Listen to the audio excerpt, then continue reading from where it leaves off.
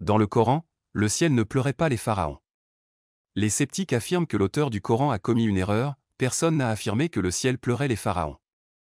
Aujourd'hui, les égyptologues ont trouvé des hiéroglyphes indiquant que le ciel pleurait les pharaons. Il y a 1400 ans, personne ne connaissait les hiéroglyphes égyptiens. Il est dit que « le ciel pleure » sur le pharaon mort. Ce fait a été connu récemment, mais il a été décrit dans le Coran 1400 ans avant qu'il ne soit découvert.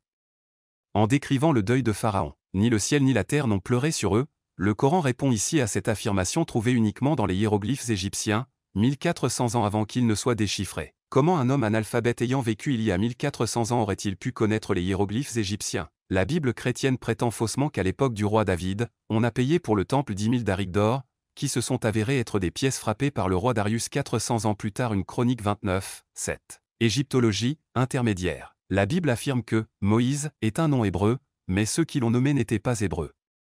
Le pharaon et sa famille étaient égyptiens. Aujourd'hui, les égyptologues ont découvert la signification égyptienne du mot « Moïse ». En égyptien ancien, Moïse signifie « nouveau-né ». Ce n'est que récemment que l'on a découvert cette signification, mais le Coran l'avait déjà décrite 1400 ans auparavant. Walid signifie nouveau-né et est un nom populaire chez les Arabes. Il s'est avéré que c'était le nom de Moïse en égyptien ancien. Comment un homme analphabète ayant vécu il y a 1400 ans aurait-il pu connaître la signification de « Moïse » ? Un pharaon noyé retrouvé. La Bible pose un problème, elle affirme que le corps de Pharaon s'est noyé dans la mer Rouge. Pharaon portait une armure qui aurait fait couler son corps au fond de la mer, mais nous avons découvert toutes les momies des pharaons de cette époque, il n'y a pas de momie gisant au fond de la mer comme le prétend la Bible. Il n'y a pas de momie de pharaon disparue à l'époque de Moïse.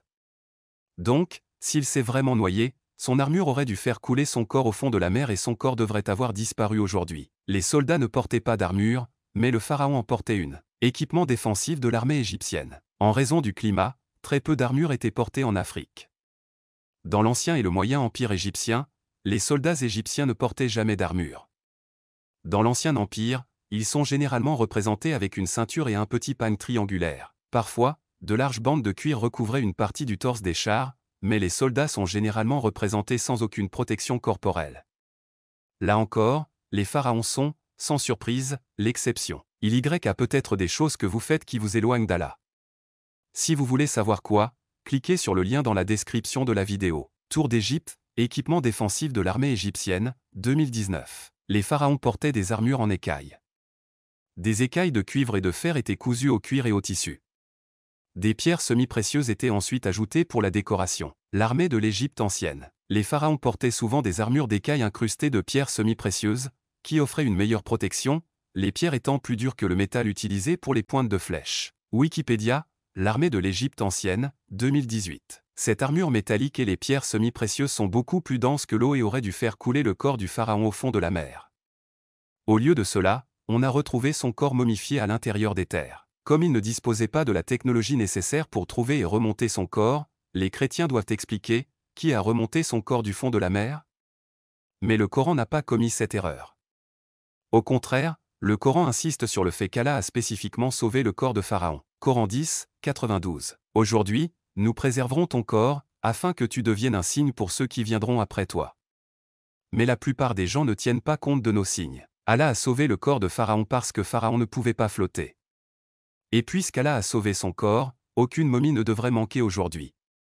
Aucune erreur dans le Coran. Comment un analphabète qui vivait il y a 1400 ans aurait-il pu savoir que Pharaon aurait coulé? Égyptologie, intermédiaire. Haman est un nom que l'on trouve dans la Bible, dans le livre d'Esther.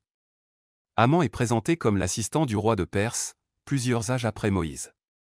Le même nom Haman se trouve également dans le Coran, mais il est contemporain de Moïse en Égypte. Les sceptiques affirment que l'auteur du Coran a fait une erreur de copie et a placé Haman au mauvais endroit et à la mauvaise époque. Aujourd'hui, des égyptologues ont trouvé d'anciens hiéroglyphes contenant le nom de Haman et son titre. Les égyptologues ont traduit les hiéroglyphes en 2 prières demandant au dieu de bénir le superviseur des tailleurs de pierre d'Amon-Haman. Cela prouve qu'Haman était en Égypte et qu'il travaillait dans la construction. Aucune erreur dans le Coran. Comment un analphabète qui vivait il y a 1400 ans aurait-il pu savoir qu'Haman était en Égypte? Dans le Coran, les piliers ont été construits par des pharaons. Les sceptiques affirment que l'auteur du Coran a commis une erreur, les piliers et les obélisques ont été construits avant les pharaons. Aujourd'hui, les égyptologues confirment que les piliers et les obélisques ont été construits plus tard par les pharaons. La construction du temple de Karnak a commencé au Moyen Empire, mais les piliers et les obélisques ont été construits plus tard, au Nouvel Empire. Seuls 3 obélisques subsistent encore sur les 20 d'origine. La construction du temple de Karnak a commencé au Moyen Empire, à l'époque où le dirigeant de l'Égypte s'appelait roi. Il n'y avait pas de pharaon à cette époque. Mais cette grande salle hypostyle, ses piliers et ses obélisques ont été construits plus tard, au Nouvel Empire, lorsque le souverain de l'Égypte s'appelait Pharaon. On l'a appris récemment, mais il a été décrit dans le Coran 1400 ans avant d'être découvert. Ota signifie pieu ou pilier. Aujourd'hui, nous savons que le titre de pharaon a été donné au souverain du Nouvel Empire, pas avant. Bien que la construction de Karnak ait commencé au Moyen Empire, alors qu'il n'y avait pas de pharaon, ces piliers et obélisques ont été construits plus tard, au Nouvel Empire, par des pharaons.